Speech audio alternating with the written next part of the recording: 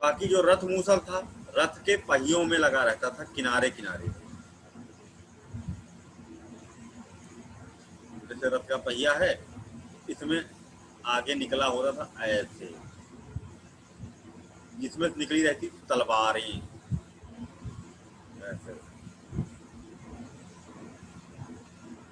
धारदार ब्लेड, है ना। और जब घूमता था तो लोगों को काटते हुए चलता था।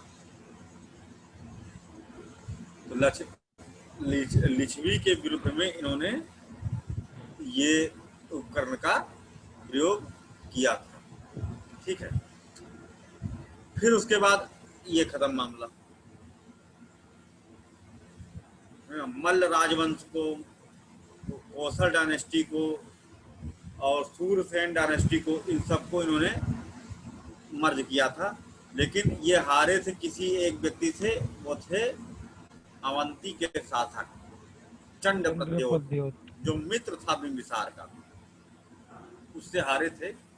और वो फ्रीक्वेंटली फिर इनके ऊपर आक्रमण करना शुरू किया। तो उसके आक्रमण के डर के मारे इन्होंने एक ऐसा जगह ढूंढी जहां पर के सुरक्षित रह सके। गंगा और सोन नदी मध्य प्रदेश से आती है, अमरकंटक से दो नदियां निकलती, एक चली जाती है वेस्टवर्ड, जिसे कहते हैं Narmada, largest west flowing river of India, and Son river join at Patna Bihar.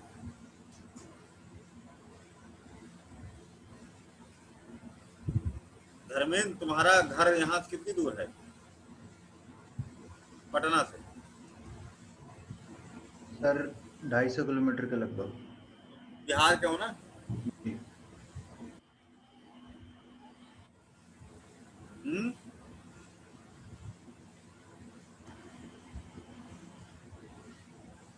Bhanu, तुम हो ना बिहार की?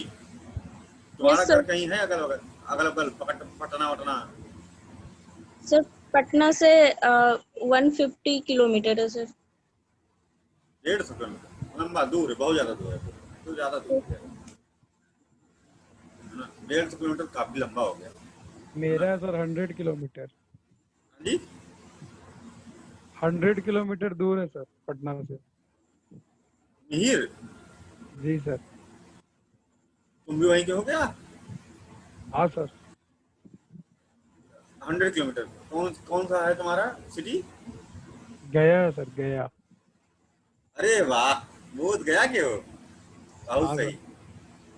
पांडव के चक्कर में तो कभी नहीं पड़े हो? गया के पंडे बहुत खतरनाक होते हैं, लूट लेते हैं। और वहीं पे समझ में रहते हैं आया? मेरे। हाँ? विष्णुपद के पास ही रहते हैं ना। अच्छा, उधर मत जाना जहाँ लूटते हैं पंडा वंडा, है ना। वैसे तुमको नहीं लूटेंगे, है ना। जो जाते हैं गया वया करने, अपने श्राद्ध करने जाते हैं, ये पाखंड है। श्राद्ध पाखंड महापाखंड है। ठीक है, कोई भी वैज्ञानिक इसका तो नहीं है, फर्जी चीज है। ठीक है, बाप को जीते जी खाना ना दो, उसके बाद मरने के बाद कौआ जा करके वहां पर पिंडा खिलाओ। ऐसे लोगों को लूटना ही चाहिए जो जाए, ये लूटने के लिए ही बने हैं ऐसे लोग। सर है एक जहाँ, रीजन है इसका भी श्राद्ध का। क्या रीजन बताइए? श्राद्ध का ऐसे है, कौवा जो होता है वो पीपल का मतलब कह सकते हो परागण करता है, पीपल के वृक्ष का। और ये उसका एक टाइम होता है बरसात का, जिसमें जो पौधा होता है वो जल्दी ग्रो करता है, और इसी टाइम पे श्राद्ध रखा जाता है। कौवा होता है वो पीपल के जो बीज होते हैं उनको जहाँ तहाँ बीट करता है, और केवल कौवा ही कर सकता है, और कोई चिड़िया नहीं कर सकती। मतलब करती है तो इसमें चांसेस ज्यादा होते हैं कि इसके जो इसको अंदर। कोई जरूरी है कि पाखंड का नाम दिया जाए? इस तरह चीजें कभी हर कोई कर सकता है, सब कोई करे। ऐसा प्रथा बना दो कि हाँ, एक फेस्टिवल बना दो, जैसे मकर संक्रांति होती है, उस तरह फेस्टिवल बना दो तो ज्यादा पॉलिनेशन होगा। ऐसा कुछ नहीं है जिसके भी जब भी कोई मरते हैं तो उसके कुछ दिन के बाद में तरही होती है, पिंडदान होता है और ये सब चीजें होती है। गया जाने का कोई टाइम निर्धारित नहीं, जिसका जब मन कहे वही तभी चला जाता है और पितृपक्ष में ज्यादा हाँ। आते हैं सर। है ना? हाँ? सर पितृपक्ष में ज्यादा आते हैं सर, तो मतलब पूरे इंडिया से आते हैं यहाँ वो पितृ हाँ। करने।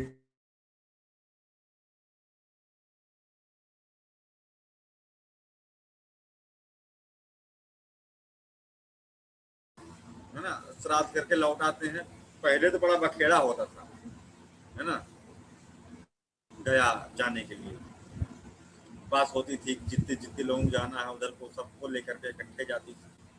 जैसे 4 धाम की यात्रा होती थी उत्तराखंड में, है ना। लेकिन इसको पाखंड का नाम देना उचित नहीं है ना, कि इससे किसी को यहाँ पर कुछ कर दोगे तो जा करके पिताजी को मिलेगा, कुछ नहीं मिलना, घंटा कुछ नहीं मिलेगा। गए जिनको जहाँ जाना था गए, है ना, अपना काम करो। ये बात सही है सर। कहाँ गया ही क्यों जाना है, कहीं और भी तो जा सकते हो। मोक्ष की नगरी है ना। नहीं नहीं, ये तो बिहार में कोई नहीं most दे। लोग ऐसे गया जाते हैं, तो थोड़ा भी अच्छे फैमिली से होता है वो तुरंत गया चला जाता है। नहीं, गया जाने का अच्छी फैमिली कोई मतलब कॉन्सेप्ट ही नहीं है। जो गया नहीं जाते मतलब अच्छी फैमिली नहीं है। नहीं सर, मतलब जो देखते हैं वो मैं बोली हूँ। कौवे को खिलाना है तो कहीं भी खिला सकते हो ना, कौवे जरूरी नहीं कभी भी कि खिलाओ भाई, कोई मनाही है? कौवा जब मन करे तब खिलाओ। सर यहाँ वेदी है ना सर, यहाँ मतलब बोधी वो क्या मतलब? हमें महात्मा बुद्ध मान लो, उसके नीचे हम ये कह रहे हैं कि एक हलवाई है, हलवाई ने आज जो है भंडारा रचाया और उसने मिठाइयाँ बनाई और उसने मिठाइयाँ डिस्ट्रीब्यूट कर दी। आज जो जो आया मिठाई खाया और उसने अपना समेटा और वहां से चला गया। तो अब उसी दिन हर साल तुम वहां पहुंचोगे तो क्या तुम्हें मिठाई खिलाएगा वो? क्या तुम्हें मिठाई खाने को मिलेगा? वो तो गया, भंडारा खत्म। अब तुम हर साल वहां पर मुंह उठा चले जाओ जिस दिन मिठाई। क्यों आए हो? क्योंकि आज के 50 साल पहले किसी ने यहाँ भंडारा किया था और मिठाई खिलाया था, और तुम यहाँ क्या करने आए हो? अभी मिठाई भी खत्म हो चुकी, मिठाई खिलाने वाला भी चला गया है। तीर्थ यात्रा महापाखंड है। तीर्थ यात्री नरक जाते हैं और इनको नरक जाने से दुनिया कोई ताकत नहीं रोक सकती। ठीक है, जो तीर्थ यात्रा करता है इसका मतलब उसे सही ज्ञान नहीं है ईश्वर का। पर्यटन के तौर पे जा सकते हैं सर। माया मोह में भटकने वाला जीव है। स्वर्ग भी उसको घटिया क्वालिटी का भी स्वर्ग नहीं मिलेगा, ये भी जान लो, क्योंकि उस कैटेगरी का ही नहीं है। भ्रमित जीव है, भ्रमित जीव है सर पर्यटन के तौर पे तो जा सकते हैं ना लगता सर। है कि मैं स्थल खंडों पे जा करके, हाँ जी क्या ये बोल रहा हूँ सर कि पर्यटन के तौर पे तो जा सकते हैं सर, टूरिस्ट की तरह। पर्यटन के तौर पे जाओ, पर्यटन के तौर पे जाओ। भावना ही सब कुछ है, मन से ही कर्म होता है। कर्म जो है मन से होता है। पर्यटन करने के लिए जाओ, लेकिन कोई ये सोच करके जाए कि मैं यहाँ पर जाऊंगा अध्यात्म के तौर पर और मुझे यहाँ से स्वर्ग मिल जाएगा, तो कुछ नहीं मिलेगा। यह सोच दिखाती है कि देखो, पर्यटन करने गया तो उसकी सोच अलग है, वो एक वाइड सोच है। लेकिन किसी को ये लगे कि हम यहाँ पर गए हैं अध्यात्म के कार्य के लिए, है ना, और यहाँ तो मुझे मुक्ति मिल जाएगी, है ना। कबीर पंथ से लेकर के जितने भी हाई लेवल के पंथ हैं, जितने भी हाई लेवल के पंथ हैं, सबने इस घटिया और निकिस कोड की चीज को नकारा है, सबने, है ना। तो उसका कारण यही है कि अगर आप इतने मूर्ख हो कि आपको ये लगता है कि कहीं जा करके हम कुछ करेंगे तो हमें स्वर्ग मिल जाएगा, तो इसका ये सीधा सा बात है कि आप उस कैटेगरी के आदमी नहीं हो, क्योंकि आपकी सोच अभी ABCD पढ़ने की, मुक्ति होने की नहीं है। मुक्ति तो बहुत बड़ी बात है, स्वर्ग की भी नहीं है। यहीं पड़े रहेंगे कहीं। तो अपने वो एंसेस्टर के लिए आते हैं सर, उनको स्वर्ग भेजने के लिए आते हैं। भागवत पढ़ने से भी धर्म का ज्ञान हो सकता है, बिल्कुल आपकी बात सही है, लेकिन धर्म ही अधर्म है। धर्म के कारण ही अधर्म पैदा हुआ है और अधर्म के कारण धर्म पैदा हुआ, दोनों साथ ही पैदा हुए। सर धर्म भी सही नहीं है। भाषा है ही नहीं, क्योंकि इंसान हाँ, अपनी सुविधा धर्म अनुसार हमेशा, प्रथा हाँ हाँ, बना लेता है। अभी की पर स्त्री से समागम अधर्म है, लेकिन आप महाभारत देखिए, सब वही है। सही बात धर्म है। की तो परिभाषा है ही नहीं। महाअधर्मी युधिष्ठिर को धर्मराज बोला गया और उसके साम्राज्य की प्राप्ति के लिए महाअधर्मी युधिष्ठिर, इससे अधर्मी दुर्योधन भी नहीं था। दुर्योधन ने कभी अपनी बीवी और अपने भाइयों को दांव पर नहीं लगाया, अपने भाइयों के लिए मरता था। ठीक है, सही बात है सर। और इससे ज्यादा अधर्मी कौन हो सकता है, जो जुआ खेल रहा है और जुआ खेलते हुए क्या कहते हैं, उसने अपनी बीवी को दांव पे लगा दिया, अपने भाइयों को दांव पे लगा दिया। इससे महाअधर्मी पूरे इतिहास में कोई नहीं, आज कलयुग में भी कोई ऐसा नहीं मिलेगा, रेयर मिलेगा कोई व्यक्ति जो इतना अधर्मी होगा, जितना अधर्मी ये जो अपने आप को धर्मराय कहता था। सर राम के संदर्भ में बहुत भी, सही हुआ ऐसा इसके जो साथ भी जो होता है हुआ। वो सर जेल राम में के भी आता है, ऐसा कोई बंदा होता है तो। राम जी को भगवान हाँ, मान के पूजा जाता है, लेकिन मुझे ये लगता है कि उन्होंने अपनी गर्भवती पत्नी को क्यों निकाल दिया किसी के कहने पर, क्यों नहीं उसके पक्ष में खड़े वो हुए। भी अधर्मी थे, वो भी अधर्मी थे। धर्म के नाम पर एक ढोंग था, अपने आप को अच्छा दिखाना।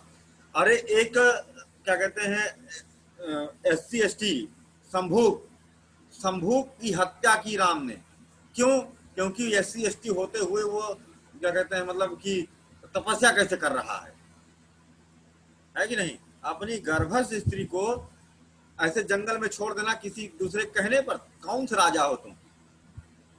किसी काम का नहीं है लोग, है ना, बस दिखावापन है और कुछ नहीं। ब्रह्मा जी के बारे में पता ही है, ब्रह्मा जी ने अपनी बेटी पर कुदृष्टि डाली। सब ऐसे पुरुष प्रधानता, ये देखो झेलना पड़ता था नारियों को, है ना, बिल्कुल सर, मुझे तो झेलना धर्म पड़ता था लगता है, नारियों को। धर्म लगता है कमजोर लोगों को दबाने के लिए ही बनाया गया था। धर्म जैसी कोई चीज होती ही नहीं है। बिल्कुल, जो शक्तिशाली है वो जो करेगा वो धर्म बनेगा, है ना, और जो कमजोर है उसको वही फॉलो करना पड़ेगा।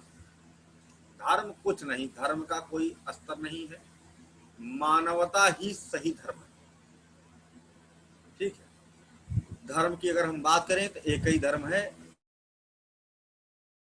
मतलब कभी किसी को मन वचन और कर्म से दुख ना देना, यही धर्म,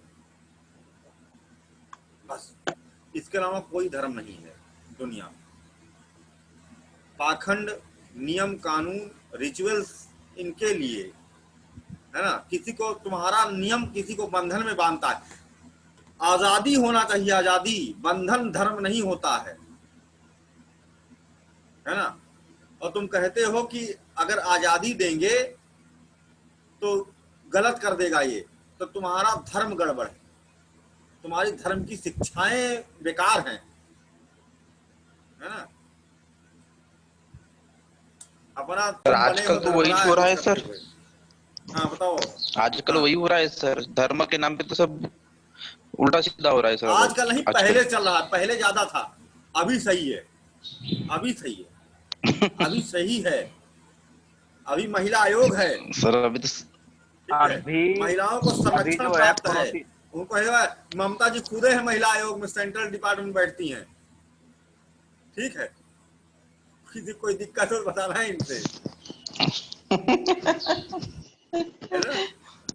हाँ, अभी कम से कम कुरीतियों के प्रति सर लोग बोल सकते हैं, पहले बोल भी नहीं सकते थे।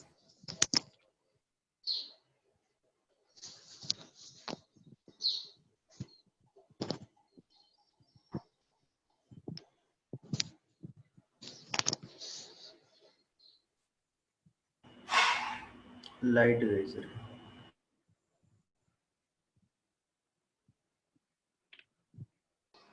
यहाँ भी गई है लाइट। हाँ अच्छा, सबके यहाँ चली गई क्या? नहीं सर, इधर है नहीं बाकी। सर। हमारे कभी कभी BSES वालों को दौरा उठ जाता है। चलिए ठीक है। तो ये सब देखो, पहले क्या था ना कि मजबूत बने रहो, जो बने रहेगा वो मजबूत आदमी धर्म बनाएगा, कमजोर आदमी उसको धर्म मानेगा।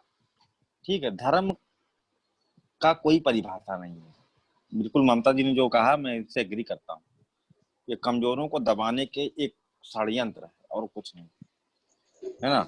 और महिलाओं को कालांतर से हमेशा बंधनों में रखा गया, उनको दबा के रखा गया, है ना। सर एक्चुअल अभी धर्म तो कर्तव्य को भी माना गया ना सर। कर्तव्य और धर्म में बहुत अंतर है। ठीक है, कर्तव्य कैसा अलग सर? चीज है, कर्तव्य अलग है, ड्यूटी है ना। और यस धर्म सर। रिलीजन है, धर्म बंधन है, सर और पहले तो नहीं था कर्तव्य सर, उत्तरदायित्व है। पहले तो धर्म ऐसा कोई नहीं था ना उत्तरदायित्व सर। नहीं है, धर्म उत्तरदायित्व नहीं है। सर रिलीजन से पहले तो वही था ना, लेकिन हाँ, रिलीजन से पहले वही था, रिलीजन के बाद भी वही है और आगे भी वही रहेगा। कर्तव्य, धर्म खत्म हो जाएगा, नया धर्म पैदा होगा, फिर वो खत्म हो जाएगा, फिर नया धर्म पैदा होगा। इसीलिए धर्म अस्थिर है, वो समाप्त होता रहेगा। धर्म जगह जगह पर परिवर्तित होता रहता है, स्थान स्थान पर धर्म अलग बदलता रहता है। सर हम जो लेकिन हिंदू धर्म, कर्तव्य हमेशा हर जगह एक ही रहता है। यस सर, पूरी धरती पर कर्तव्य एक ही है। ठीक, यानी मानव धर्म जो बोलते हैं वही तो कर्म, कर्तव्य और कर्म होता है ना सर।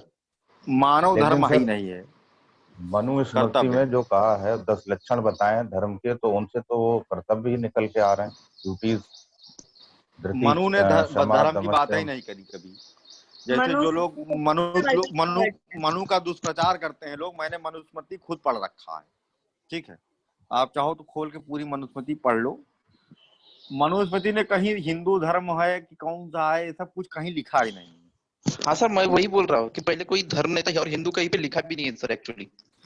मनु ने खुद, फाउंडर ने कहीं पर नहीं लिखा हुआ, उन्होंने केवल कर्तव्य की बात की है, ना यस कहीं तीर्थ यात्रा, ना कहीं पाखंड।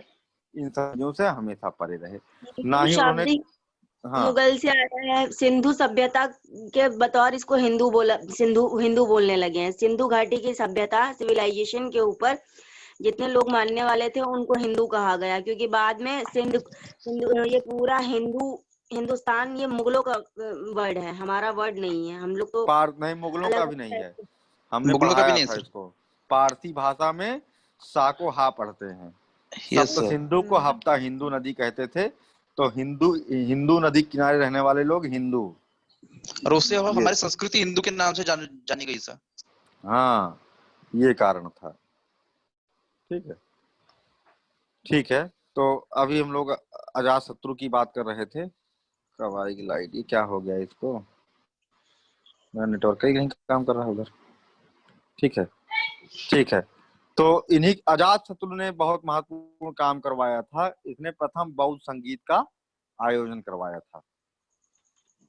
ठीक है, जिसमें सुत्त पिटक और विनय पिटक नाम के 2 प्रमुख ग्रंथ निकल करके आए थे। सुत्त पिटक जिसे कहते हैं इंसाइक्लोपीडिया ऑफ बौद्धिज्म जिसे कहा जाता है। ठीक है, और विनय पिटक क्या है? Constitution of बौद्धिज्म। उसमें बौद्ध भिक्षुओं के लिए नियम एवं कानून का वर्णन किया गया है। ठीक है, इन्होंने 18 बौद्ध मठों की स्थापना कराया था अजात शत्रु ने। ठीक है,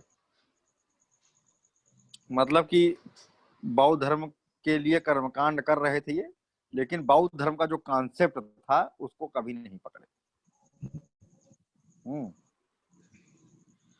खैर, फिर क्या होता है? उदयन या उदयभद्र ने इनकी हत्या कर डाला, है ना, और वो राजा बन गया जो कि इनका पुत्र था।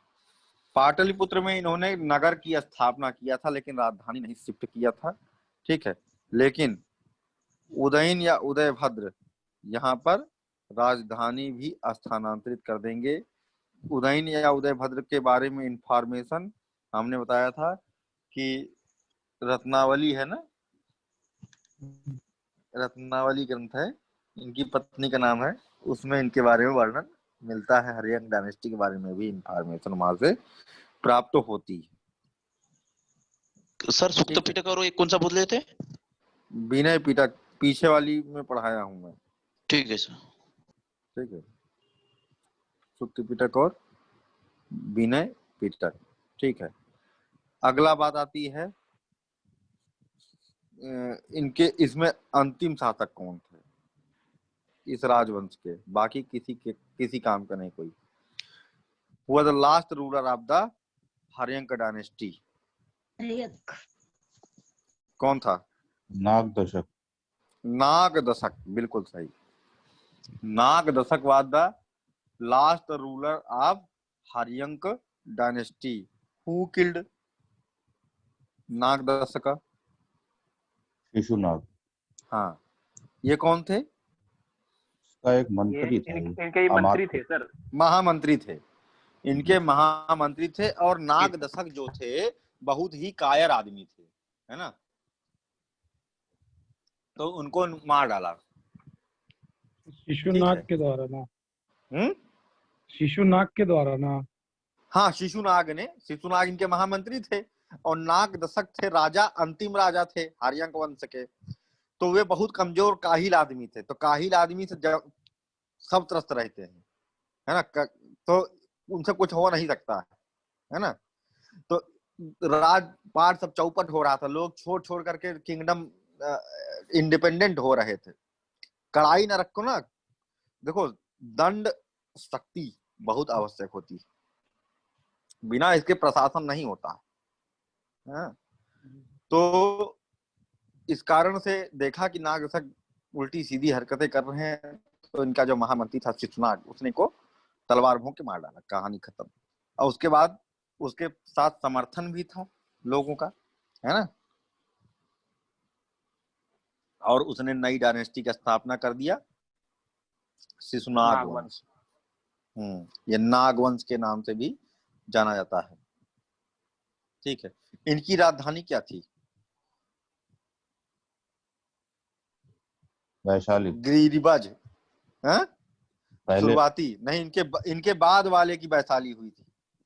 इन्होंने राजधानी फिर वापस गिरिबज या राजगृह जिसे कहते हैं स्थानांतरित किया था। ये इंपॉर्टेंट बात है, इसने राजधानी फिर गिरिब्रज या राजगृह दोनों एक ही जगह स्थानांतरित कर दिया था।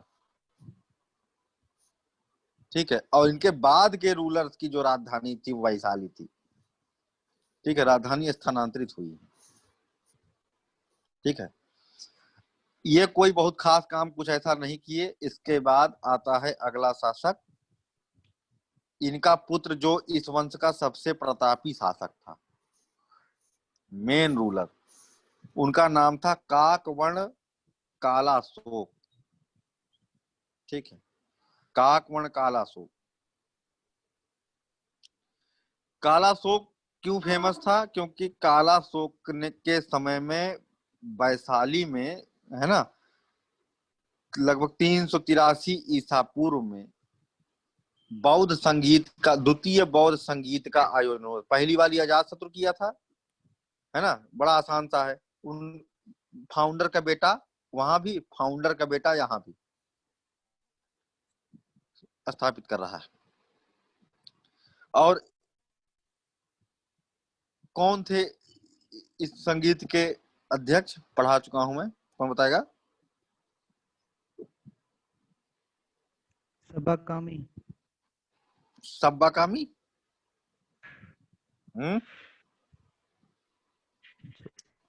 सॉरी, और हाँ, सही है, सही है, सही है, अच्छा। सही है। ठीक है, और जो हुआ था 10 पॉइंट थे, उसके कारण जो है डिस्प्यूट हुआ था, है ना। विनय पिटक के जो विनय पिटक के 10 विकेट पॉइंट। थे। हाँ, ठीक है। उसके बाद 10 लोग शासन किए जो किसी काम के नहीं है, सब ऐसे ही है, कुछ भी इंपॉर्टेंट नहीं आता और कुछ पूछा ही नहीं जा सकता है। अगला लास्ट शासक कौन थे? इसके लास्ट शासक नंदीवर्धन। ठीक है, नंदीवर्धन लास्ट शासक थे। इनको कौन मारा? गणानंद। महापद्मनंद। घनानंद नहीं है, महापद्मनंद। महापद्मनंद, ठीक है, महापद्मनंद, ठीक है। महापद्मनंद ने इनको मार डाला और नंद वंश की स्थापना किया। अब बात आता है कि महापद्मनंद, अच्छा इंपॉर्टेंट महापद्मनंद में यह है कि ये पहला शूद्र शासक था,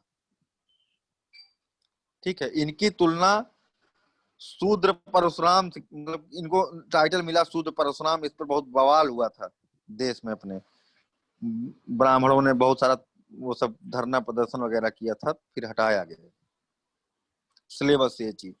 क्वेश्चन पूछा गया था इसके बारे में कि शूद्र परशुराम के थे, तो महापद्मनंद, तो बाद में हटा दिया गया था, अब ये नहीं पूछा जाएगा, ठीक है।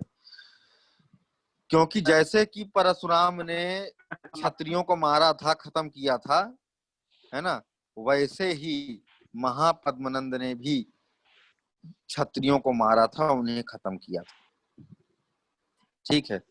और ये इतिहास के पहले शूद्र शासक थे।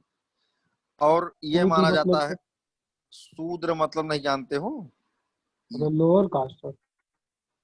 हाँ, लोअर कास्ट होती। आज बोल देते हैं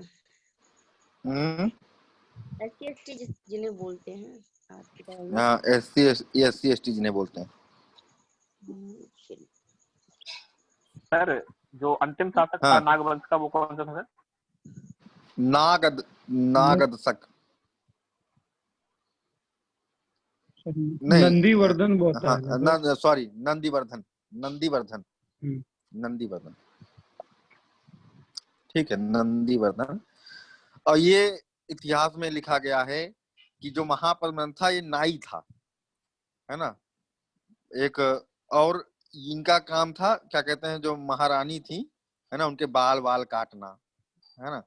तो वहां पर फिर महारानी का बाल काटने आते थे, तो इनका अपना कुछ रिलेशन बन गया। उसके बाद फिर दोनों लोग मिल करके इनको मरवा डाले, है ना।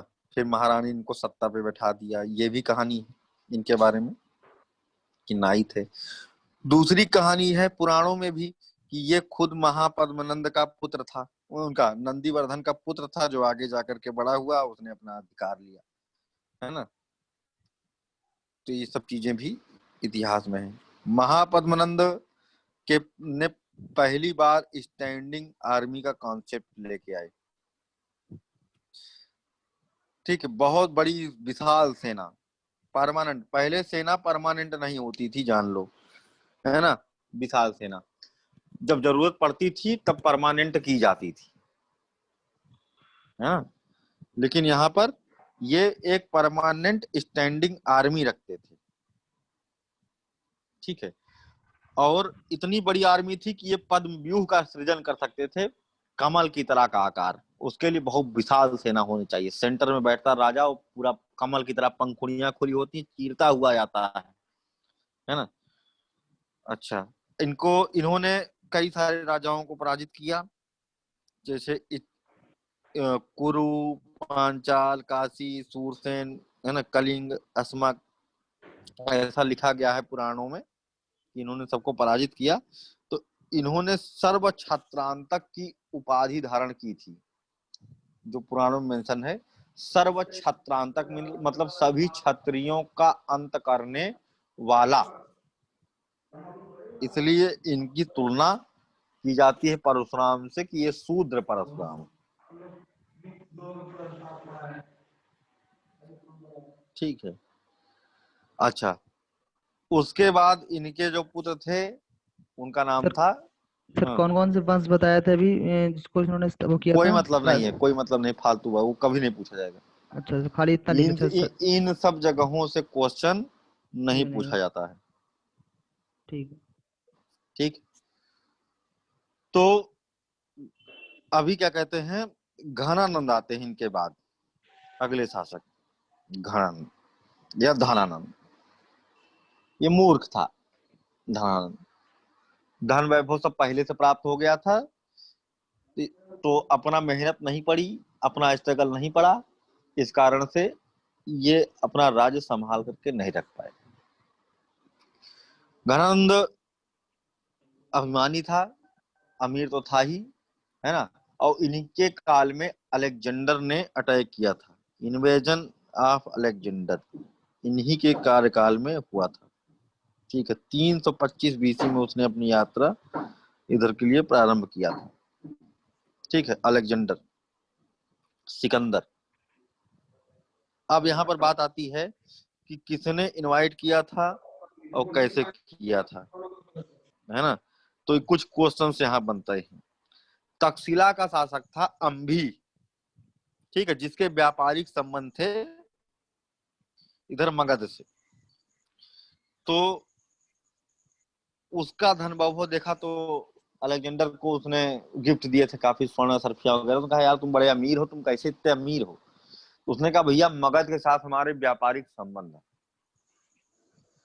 तो उन्होंने कहा कि इसने अंभी ने गेम खेला क्योंकि पोरस थे सिंध के राजा, ठीक है, और पोरस के साथ और बगल में तक्षशिला, तो अंभी का पड़ोसी राज्य जो पोरस होता है उसके साथ संबंध अच्छे थे।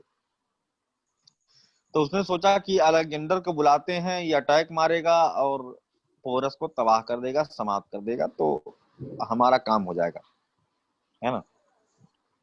तो ये क्वेश्चन पूछा गया, who invited Alexander to attack over India. तो राइट आंसर क्या होगा? अंभी, तक्षशिला का शासक